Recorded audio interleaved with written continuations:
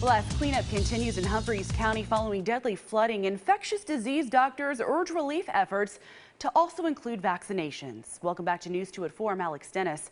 A little more than 31% of the people living in Humphreys County are fully vaccinated, which is about 5,700 people out of the more than 18,000 residents living there. As many deal with unimaginable loss of loved ones and homes, they're relying on others for help, which often includes shelters and gatherings. When we then think of the fact that people are at risk of compounding that misery because of COVID-19, it's even more tragic.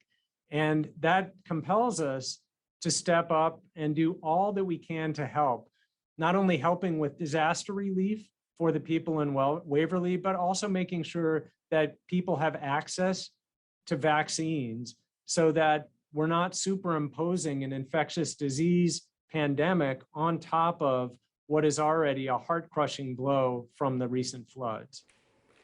The Walmart and CVS in Humphreys County are offering the COVID vaccine. You can go to their website to find out how to book an appointment.